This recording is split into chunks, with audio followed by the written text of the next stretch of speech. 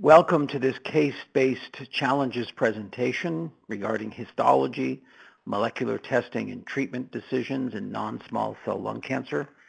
My name is Dr. Mark Sasinski from the University of Pittsburgh. This first slide, which you can pause on, summarizes the disclaimer in disclosures of unlabeled use. My disclosures regarding conflicts of interest are listed on this slide. I do have a relationship with Celgene Corporation and Genentech with regard to Speakers Bureau, and the companies listed on the slide are companies that I have contracted research agreements with through my institution, the University of Pittsburgh. Today's agenda takes us through 3 case challenge presentations, the first on tissue sampling and molecular testing, the second on treatment decisions, and the third on emerging therapies in non-small cell lung cancer. Our learning objectives today really center around the importance of obtaining adequate tissue samples and defining appropriate non-small cell lung cancer therapy, implementing molecular testing strategies according to current guidelines, evaluating therapeutic strategies with regard to individual patient subtypes and how they impact our therapeutic thinking and approach, integrate evidence-based clinical data and treatment guidelines into the selection of therapeutic options, assess the latest clinical trial data on some upcoming investigational therapeutic options, and provide appropriate care and counsel for patients with this disease. So let's move on and talk about lung cancer facts and figures. I think most of the audience realizes that this disease is the most common cause of cancer-related mortality in the United States, accounting for more deaths combined than breast, prostate, and colorectal cancer. The disease is very heterogeneous from a histologic and molecular point of view. Historically, we've not practiced screening, so we have an unfavorable stage distribution at the time of diagnosis. Smoking remains the major risk factor, and this is largely a disease of the elderly patients with a median age of 70. 10 to 15% of lung cancer diagnoses are seen in true never smokers, and historically this has been a disease shrouded by therapeutic nihilism. Non-small cell really accounts for the vast majority of cases. The figure to the right shows the extent of disease at the time of diagnosis, comparing localized, regional, and distant. You see most of the patients have distant disease at the time of diagnosis. Now, hopefully, screening may reduce or change the stage distribution. However, that remains to be seen. This slide summarizes the first-line considerations that I make in my deliberations in patients with good performance status. How well established is the histologic diagnosis? Do we have a good sense of whether this is squamous or adenocarcinoma, the 2 major subgroups? Is there tissue available for special studies? Certainly EGFR and ALK testing are part of our current guidelines, but there are ROS1 and others to consider. What is the optimal care of chemotherapy for this patient? Is there a role for selected targeted therapies, either anti-angiogenic or anti-EGFR? Who are the patients that you identified that you're going to pursue genotypically driven therapy rather than standard cytotoxic chemotherapy? And then a number of factors with regard to the patient: age, performance status, end organ function, comorbidities, and since this is a treatable, although not curable disease, what are the patient's preferences in terms of how they want to be treated and how aggressive and what side effects are concerning most to that particular patient? The next slide summarizes as I mentioned, the 2 major histologic subtypes that we have. Adenocarcinoma, the most common, and you see in the photo this is often glandular mucin positive. I do list on this slide the cytokeratin stains as well as TTF1 positivity. Most of the patients with adenocarcinoma are TTF1 positive, and that is probably the single best marker for adenocarcinoma histology. On the bottom are a couple of photomicrographs of squamous cell carcinoma. This is typically characterized by cellular keratinization, intracellular bridges, and keratin pearl formation. Again, I've listed the cytokeratins on the bottom, and this is typically cytokeratin 7 and 20 negative, TTF1 negative, but there are several markers specifically that help confirm the diagnosis of squamous cell, P63 and P40, as well as cytokeratin 5 and 6. Now, the bulk of the heavy lifting, if you will, is done by morphology, and you see in the World Health Organization classification, it really takes into account the morphology and not necessarily the special stains. I would encourage you, all centers, to minimize the number of special stains and probably proceed with one good marker for adenocarcinoma, TTF1, and one for squamous cell. At our center, we use P40. Now, this slide just summarizes why we care about histology. Molecular testing guidelines tell us to routinely test in EGFR and ALK in any patient with adenocarcinoma. There are therapeutic considerations. Pemetrexed is indicated only in non-squamous histologies, and bevacizumab is contraindicated in squamous histology due to the risk of pulmonary hemorrhage. Also, prognosis. In general, patients with non-squam do better than those with squamous histology. So those are the major reasons why medical oncologists care about histology. Now, the next slide moves us beyond histology, and we know that there are several very relevant genetic alterations. These are typically in adenocarcinoma. We've mentioned EGFR and ALK, but there are others listed on the slide. And as I mentioned on one of the introductory slides, this is a very complex disease from a molecular point of view. Some of these are actionable, and we have FDA-approved agents for entities such as EGFR and ALK. But for instance, ROS1, although not FDA approved, certainly crizotinib has activity. In squamous carcinoma, even though there are a number of defined molecular alterations, we don't yet know that these are always driver events, and we don't yet know that targeting them really has therapeutic benefit, although there certainly have been anecdotal cases with a number of these particular markers. The next slide summarizes the 2013 CAP guidelines for testing. Again, as I previously mentioned, any patient with a component of adenocarcinoma should be tested for EGFR and ALK. At the time of diagnosis, you have to make sure you have adequate specimens. Testing should be done concurrently within a couple of weeks. And I do think it is a now standard of care that retesting is important at the time of disease progression, particularly in EGFR mutant disease. So let's move on to case one. As shown on this slide, this is a 68-year-old gentleman who develops a cough and a 5-pound weight loss. He smoked for 20 years but quit at age 42, so a couple of decades ago. He has no significant other comorbidities, and his ECOG performance status is 1. Because of his cough, a chest radiograph is performed showing a 4-centimeter mass in the right upper lobe, and there are multiple bilateral pulmonary nodules. The CT confirms this and also shows a 3-centimeter left adrenal mass as well as 3 small liver lesions. His brain MRI is negative. He is referred to a pulmonologist who performs a bronch, and the wash specimen shows adenocarcinoma. The tissue sample is scant, and your pathologist tells you that the specimen is not adequate for molecular testing. So let's talk about the traditional non-small cell analysis. The tissue is obtained, sent to the pathologist. There's an analysis of tumor morphology leading to a diagnosis. And historically, we have asked our pathologists to distinguish between small cell and non-cell. However, since the advent of bevacizumab, we've asked them to make a further distinction between squamous and non-squamous disease, most of which is adenocarcinoma. And on this particular slide, you see a very robust biopsy. This looks like a core biopsy that was obtained, and the majority of this sample is tumor cells.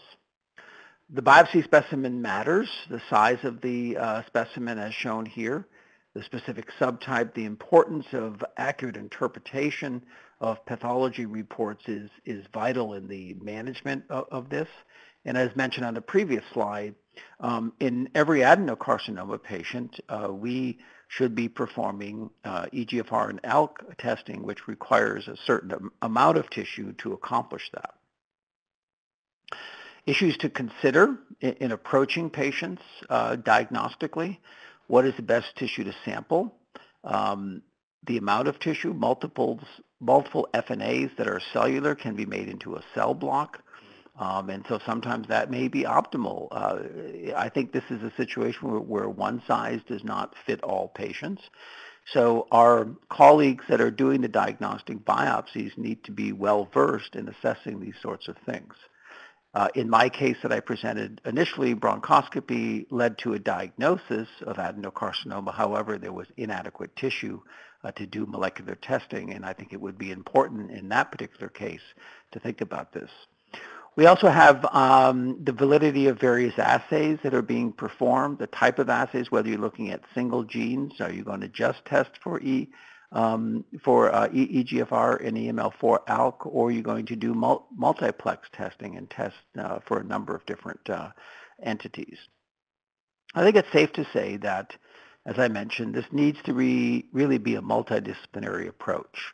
At every center, the medical oncologist should be very familiar with the interventional radiologist, all pulmonologists, all thoracic surgeons, and really have an approach that really allows one procedure to obtain an adequate amount of tissue, to determine histology, and to have enough tissue material for molecular testing.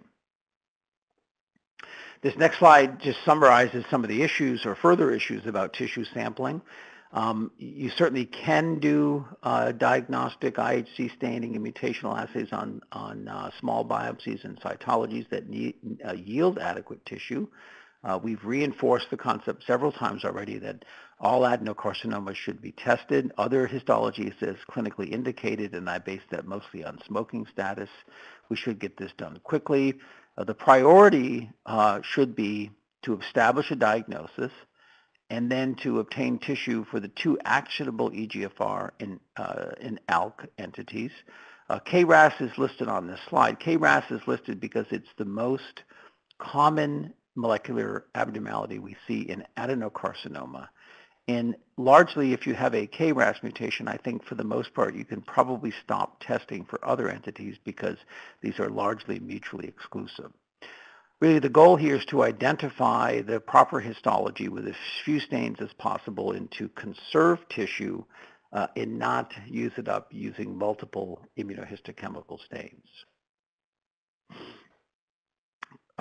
With regard to how much material is needed, there needs to be a certain tumor cellularity for Sanger sequencing, and maybe a little less for more sensitive methods.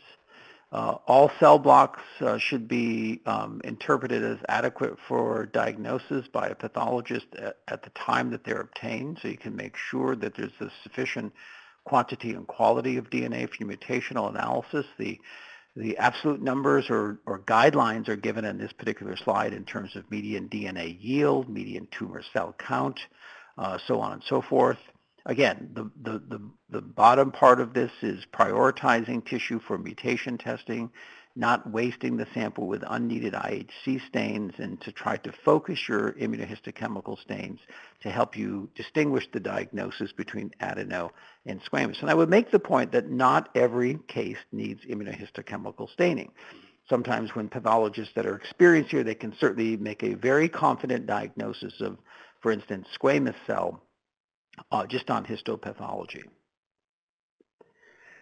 Now, one of the issues summarized on the next slide is how much do you test? Do you do single gene assays and looking specifically, and again, this would be for entities such as EGFR, ALK, and KRAS, or do you do testing on a much larger scale? A multiplexed assay is shown here. These may take a little bit longer. They test many genes and so on and so forth, and sometimes they find alterations that potentially could be helpful, however, often find alterations in which the path forward is not entirely clear or may identify patients for a particular clinical trial of some sort. So I think we have to kind of factor these in when we decide what's the best way to approach these patients with regard to the amount of testing that's done. Again, the next slide summarizes a theme we've seen on the previous slide, but this summarizes the lung cancer mutation consortium data published in JAMA last year. This showed that in the majority of lung adenocarcinomas, that there was a potentially targetable mutation or translocation noted in this, and you can see that 2/3 of patients had an entity that could be targeted either with an FDA-approved agent or with an investigational agent for that particular target. So we have transitioned over the past decade into thinking about this far beyond a histopathologic diagnosis. I think the next step is the molecular subset of lung adenocarcinoma. And again, this is a rather complex disease as shown on this particular slide. And the next slide shows the importance of why we test. This is looking at, again, the LCMC data showing survival curves based upon the presence of a target in the patient receiving a targeted therapy. And what we see in the upper right-hand corner on the slide is that this superior survival curve is really driven by EGFR mutants and ALK translocated patients that are treated with the appropriate targeted agent. And this is a very elegant slide and really reinforces the concept of testing. And if you identify one of these genetic alterations, it is critically important to get the patient the appropriate therapy for the driver mutation that you may identify in this particular setting. Now this slide summarizes other mutations beyond EGFR and ALK, and we've hinted a little bit to that, but I've mentioned ROS1. There are BRAF mutations, MET amplification, where we have data suggesting that targeted agents can induce responses, and a number of other alterations shown on this particular slide where there may be therapies either in clinical development or perhaps drugs that are FDA approved, perhaps not in the indication of lung cancer, but in other indications where one may consider use of these agents off-label in these particular subsets of patients. So again, this gets back to how far are you going to extend the tissue testing in your individual patients, and one can look at a number of genetic alterations beyond EGFR and ALK. Well, let's slip into case challenge number 2. This really revolves around treatment decisions. I've summarized on this slide the standard of care in patients without identifiable driver mutations. And again, this is based on histology. In the non-squamous population, we typically choose pemetrexed or taxane-based doublets. Bevacizumab is appropriate in selected patients, although there are certainly many contraindications to bevacizumab. In my practice, I administer 4 cycles, maybe occasionally 6, but that's not very usual for me. And after 4 cycles, there are issues of maintenance that one considers at that time. Now, in squamous, our choices largely are related to taxane or gemcitabine-based doublets.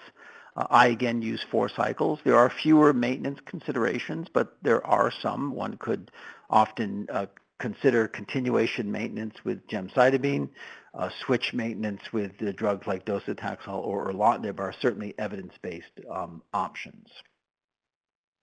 This next slide summarizes the 3 major trials exploring the use of bevacizumab in the first-line setting. These are the key results. You can see the ECOG 4599 is really the landmark trial, and then the AVAIL trial as well as the Japanese trial. Now, all of these trials showed a significant improvement in overall response rate in favor of bevacizumab. All of them showed a significant improvement in progression-free survival in favor of bevacizumab. The only trial that was powered for overall survival was ECOG 4599, which did show a significant benefit in overall survival. The other 2 were not powered for survival and actually were negative for survival. So I And actually, the other important point here is the primary endpoint of AVAIL in the Japanese trial was progression-free survival. So in a sense, we have 3 positive phase 3 trials for the use of bevacizumab in selected patients, and that's why I had it on my one of the previous slides. Now, one of the more influential trials over the past decade or so has been the Scagliotti trial, exploring cisplatin pemetrexed relative to cisplatin gemcitabine. This obviously is an important trial that led to the FDA indication for cisplatin pemetrexed.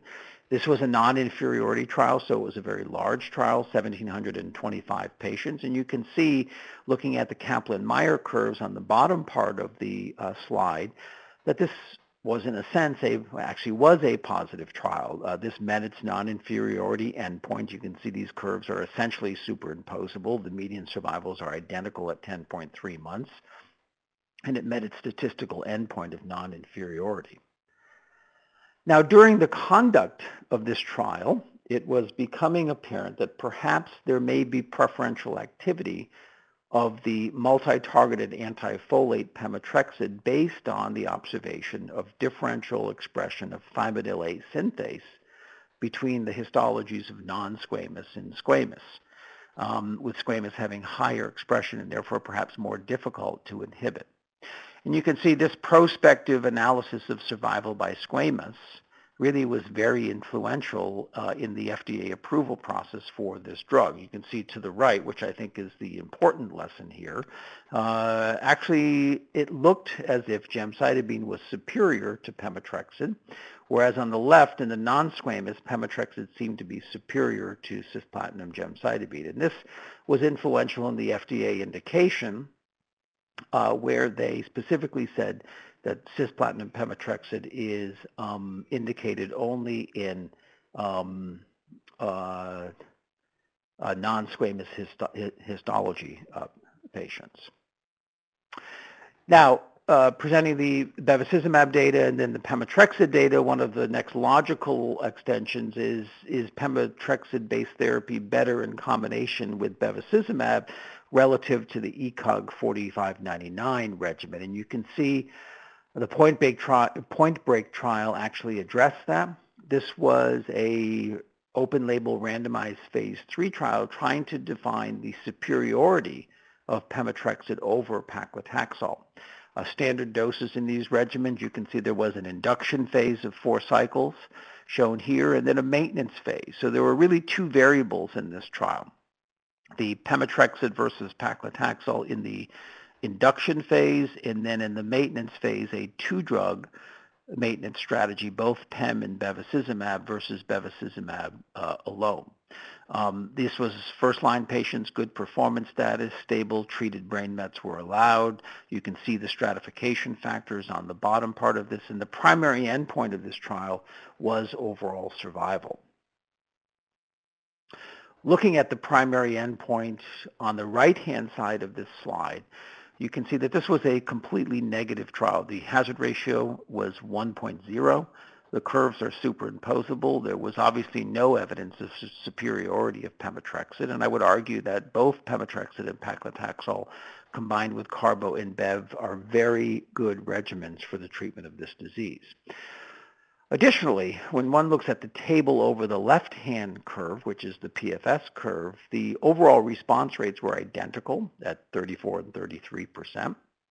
There was a statistically significant benefit in progression-free survival, although I often wonder how clinically impressive that is. It was a difference of about 2 weeks, hazard ratio of 0.83, and a significant p-value of 0.012. Is that because of the 2-drug maintenance strategy? Not clear.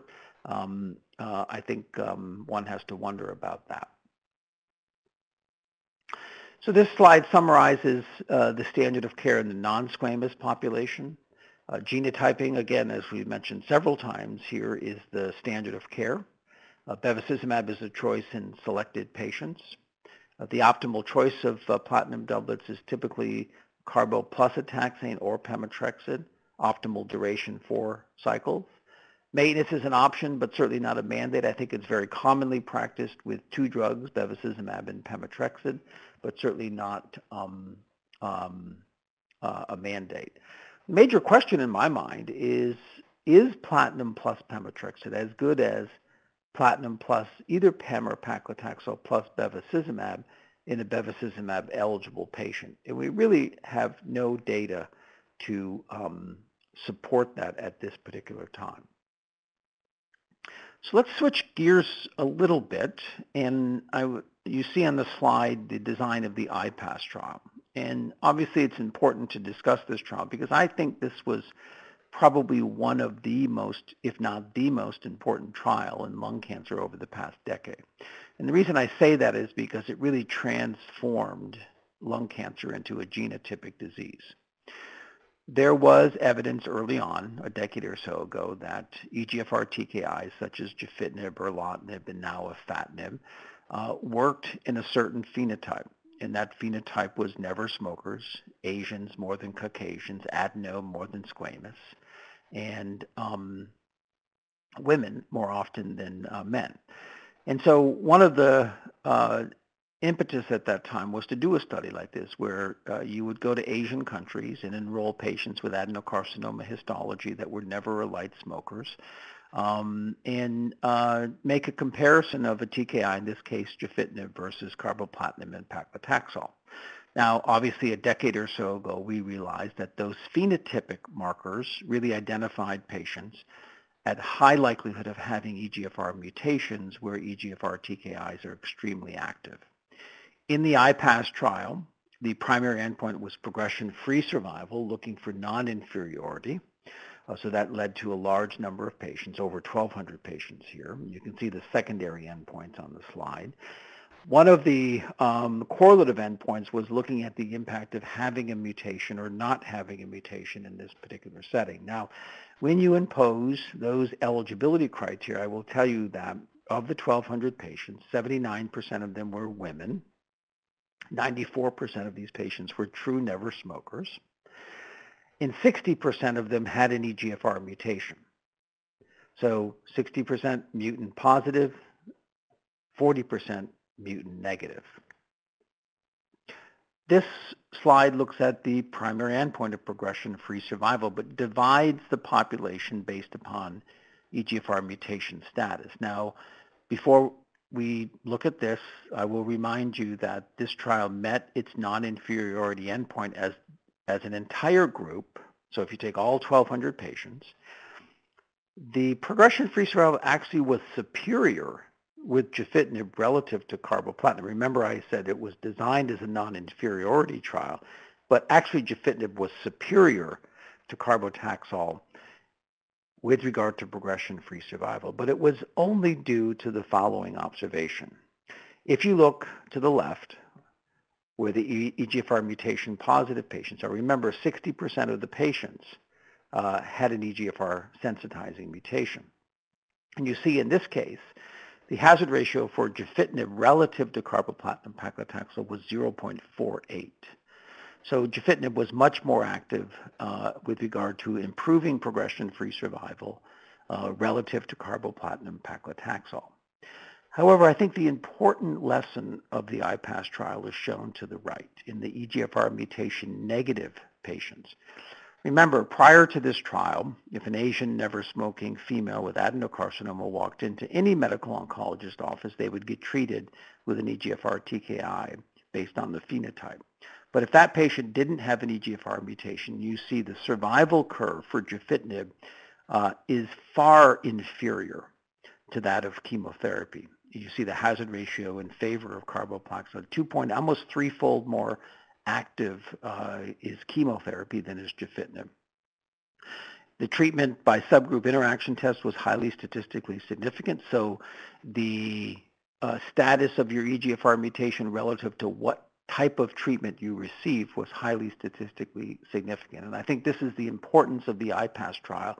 It was transformative, making non-small cell lung cancer a genotypic disease. It was no longer acceptable to look at a phenotype and make a treatment decision. You had to know the genotype of the patient. Shown on this slide is the response rates. And again, I will just highlight to the right the mutation-negative patients, where the response rate to gefitinib was 1%, and chemotherapy was about 25%. Now, if you look to the left, you see the response rate to gefitinib was 70%, but even the response rate to carboplatin paclitaxel was about 47%. So much better response rate in EGFR mutation positive versus negative with regard to the activity of carboplatin paclitaxel. So this is important information because let's say you have a very sick patient and you're waiting for the EGFR mutation and you feel like you have to start therapy. It's okay to start carboplatin paclitaxel or some other platinum-based doublet because it's good therapy for these patients. And you shouldn't hold back therapy if a patient needs treatment. The one mistake would be if you don't know the EGFR mutation, you should not treat with an EGFR TKI because it's far inferior to combination chemotherapy, and that's an important teaching point of the IPASS trial.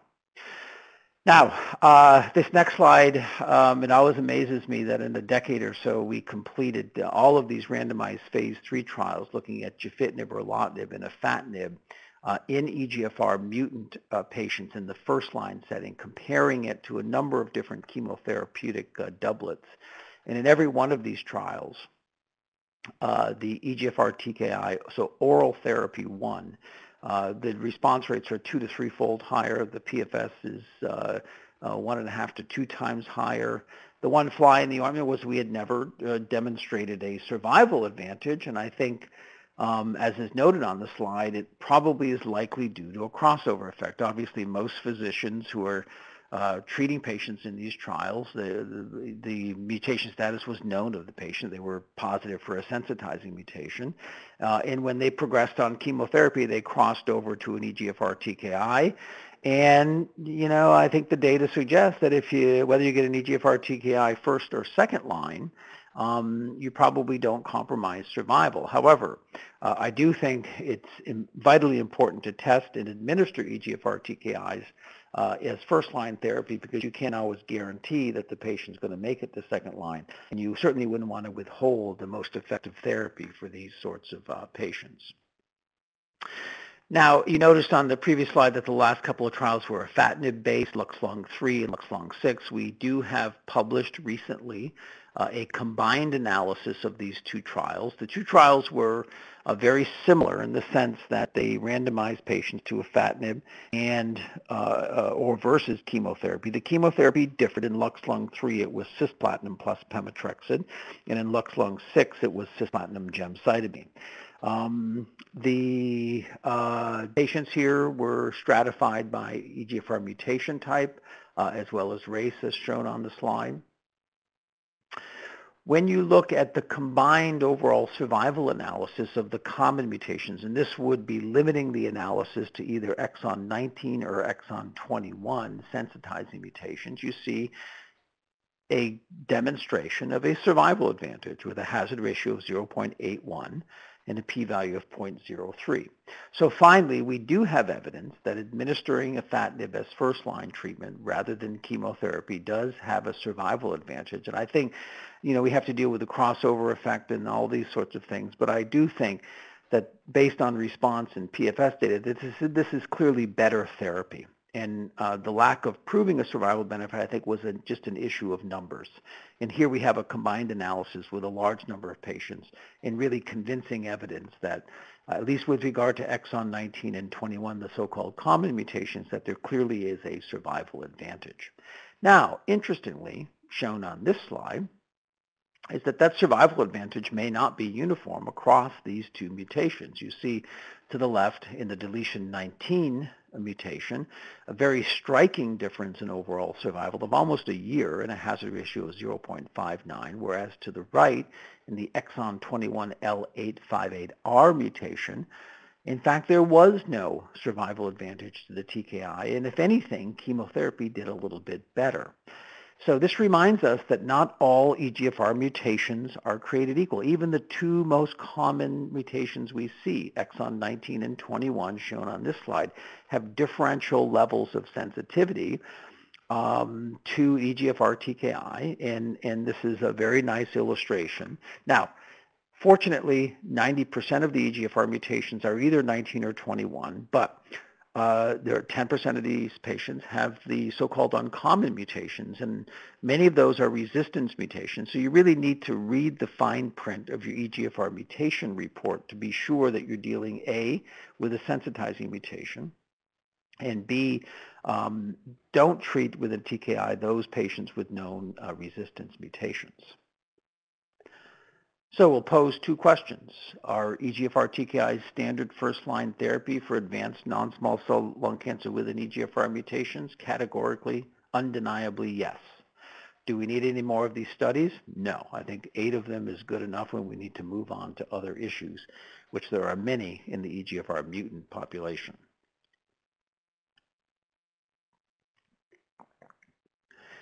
So let's move on to case challenge number 3. And talk about some emerging therapies. This case, 72-year-old man with a 50-pack year history of smoking, presents with hemoptysis and some shortness of breath.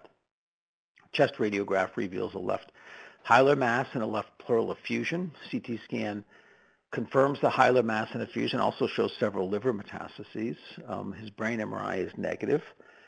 You biopsy the liver and it shows a P40 positive squamous carcinoma patient. Now, squamous cell cancer, in my opinion, represents an unmet need. Many of the things we've talked about with regard to the actionable genotypes are, for all intents and purposes, seen only in the adenocarcinoma population. Platinum doublets remain the standard of care for these patients. As we've mentioned before, gem and taxane-based therapies are commonly used. Nab-paclitaxel has a greater response rate, but no PFS or overall survival benefit is known. Until recently, anti-angiogenic strategies were felt to be too toxic. However, ramucirumab does have some activity in squamous and appears to be safe.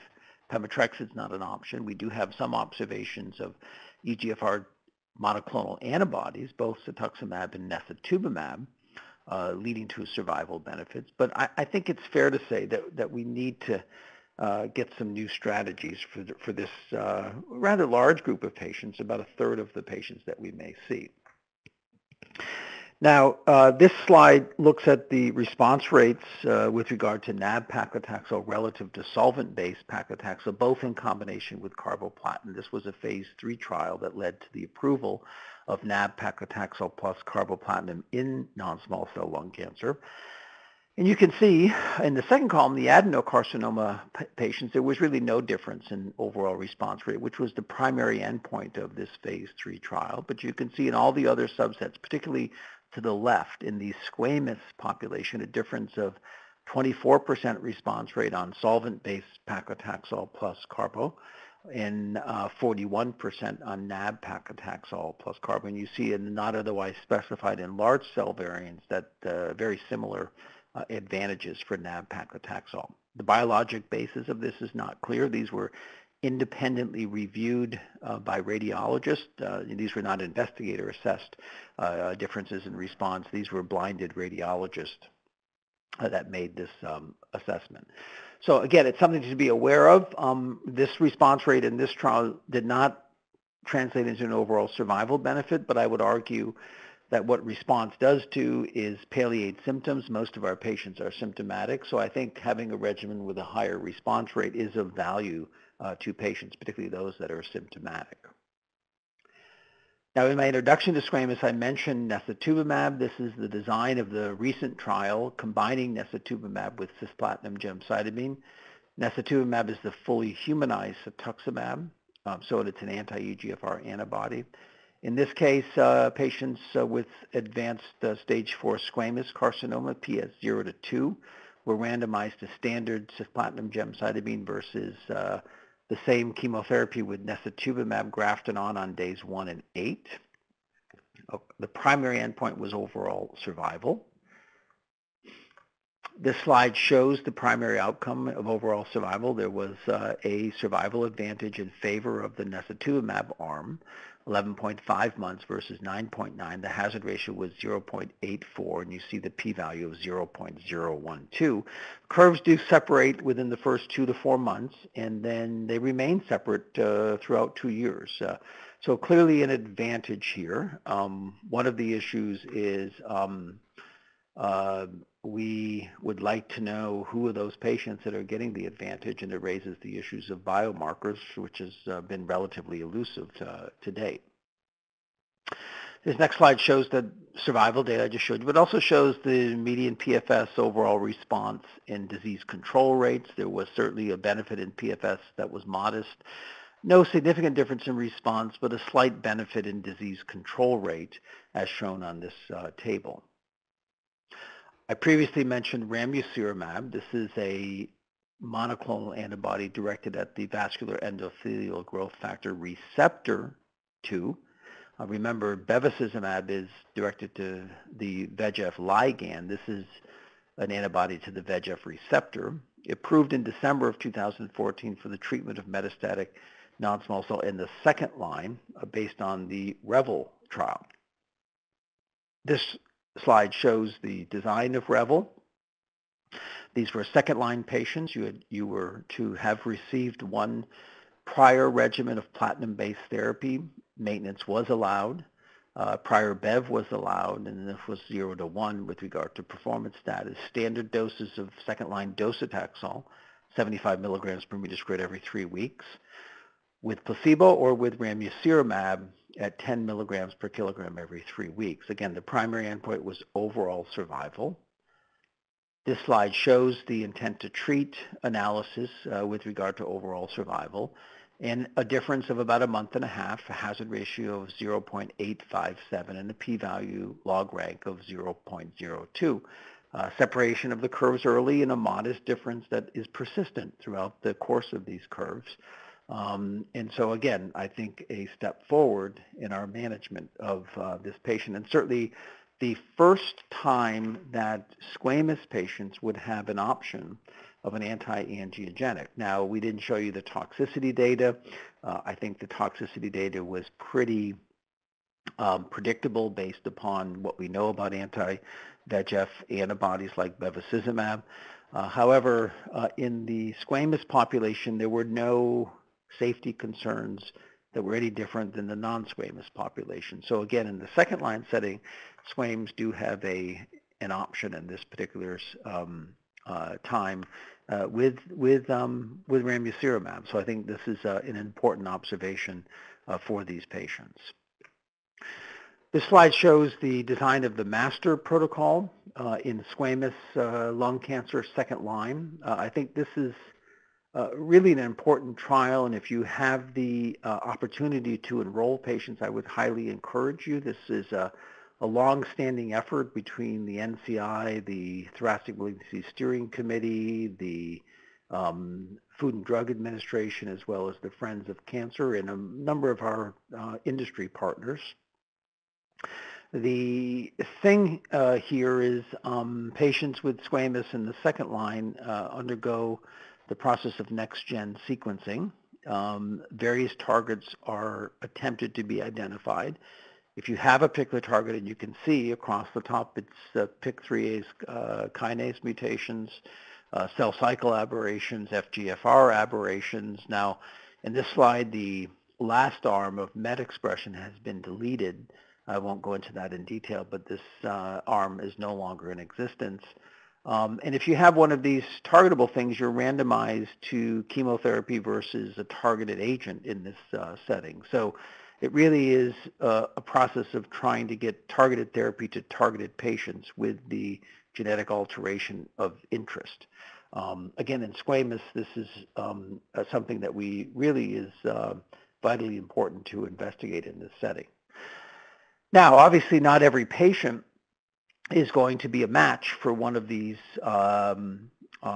targeted agents. And there is, as you notice in the upper right-hand side, a biomarker non-match group, and that's going to be a randomization between chemotherapy and an immunotherapeutic agent, actually a PD-L1 antibody in this setting.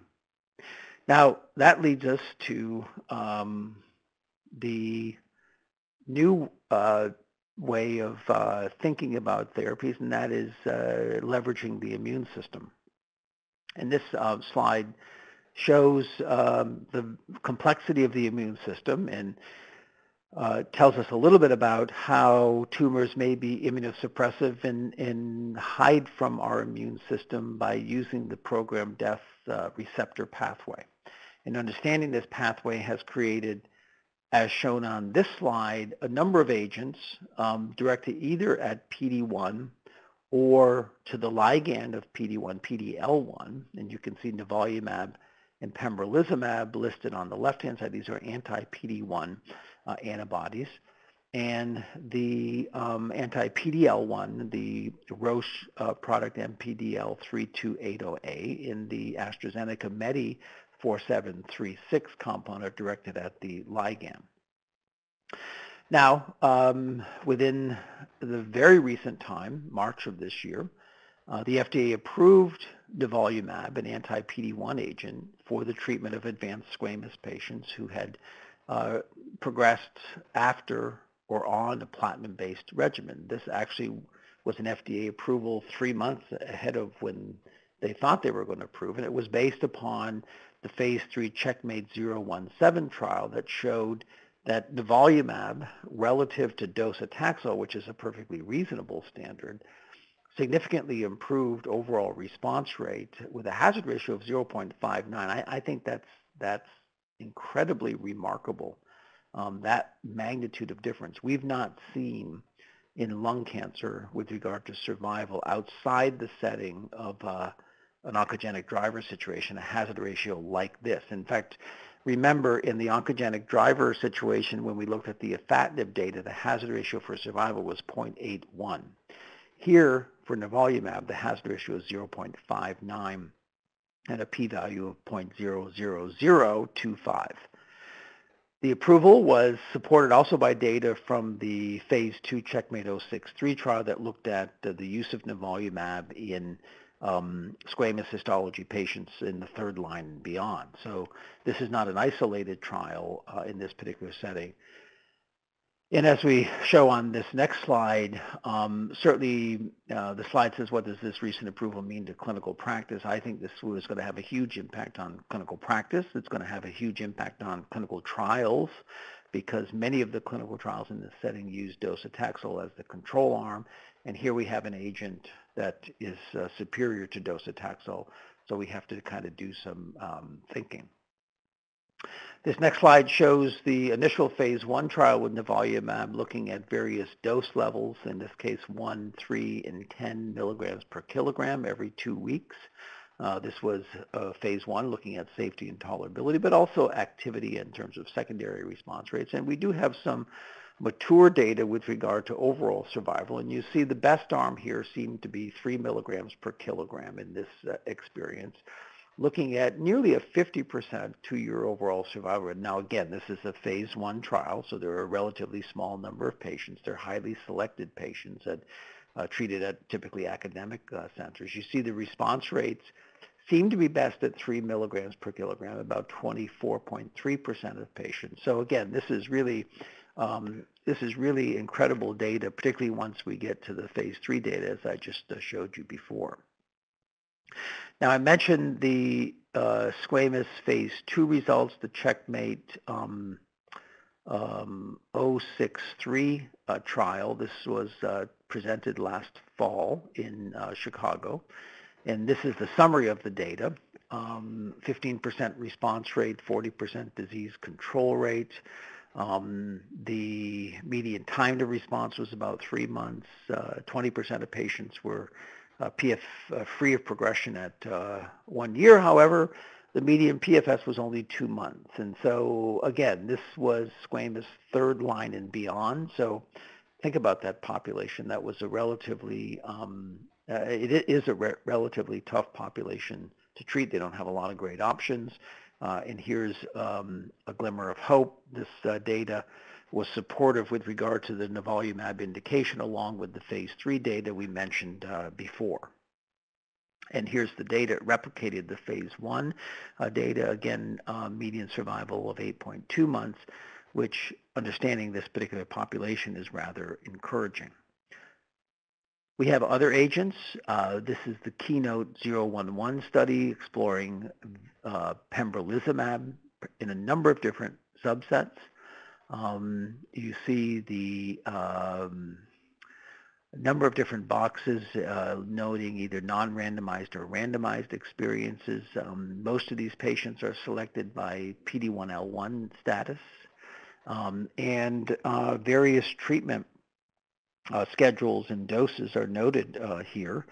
And I think to summarize this data, I'll direct you to this slide, which looks at a waterfall plot of a combination of all of these particular studies. And I think what the take-home message from this is that, again, like with the nivolumab story, pembrolizumab is an active agent. And we have many, many patients here in this waterfall plot that are showing reduction in target lesions. In fact, 58% of them had some reduction in target agents, and 21% of them met criteria for objective response rates overall. Again, a series of patients across a number of different studies that were summarized on the previous slide. The slide here looks at survival, and you can see that the survival looks quite encouraging. Again, this was a mix of patients. You see that patients that were treatment naive, as with everything, tend to do better than patients that had some form of previous treatment. Again, these are a reasonable number of patients, but also an early experience with this particular data, but encouraging that this immunotherapeutic approach is going to bring benefit to a number of different patients and patient settings. There are a number of ongoing clinical trials summarized on this particular slide, and we see that a number of them are phase 3. Some of them select patients by PD-L1 status. A couple of them are in first-line setting against standard chemotherapy, which I think is interesting. And so I think we're just at the beginning of this wave of immunotherapeutic approaches that is going to supplant perhaps chemotherapy in some situations, but also may be additive to chemotherapy. And so I think the future for our patients here is actually quite optimistic at this particular time with this new therapeutic approach in this setting. So I'll summarize with key takeaways from this discussion. Adequate tissue acquisition and management are paramount. One must, with a high level of confidence, establish the correct histologic and genotypic diagnosis. Histology and genotype drive our therapeutic options in this disease. Selected targeted agents have replaced chemotherapy as the standard of care in certain molecular subsets. We certainly talked in detail about EGFR mutations. We did not necessarily address ALK, but I believe it's the same as EGFR. Novel therapeutics, including immunotherapeutics, are being evaluated in clinical trials. And this is a very heterogeneous disease, and management of these patients has become very complex. Biomarkers play an important role in the management of this disease, and certainly we need to reinforce with all of our colleagues the concept of adequate tissue acquisition and handling the tissue appropriately at the time of diagnosis to get these things done. So I want to thank you for participating in this activity of case-based challenges, histology, molecular testing, and treatment decisions in non-small cell lung cancer. There are a number of enduring activities here, downloadable slide deck and accompanying speaker notes for use as a self-study resource to assist in reinforcing key learning points from this live activity, or for you to incorporate into additional staff education. And then a virtual grand rounds hosted by Real CME. A virtual grand rounds is a continuing education meeting in an online format. Please text NSCLC in the subject line to 90776. You will be provided a link in which to access and download these supplemental educational resources. Thank you very much.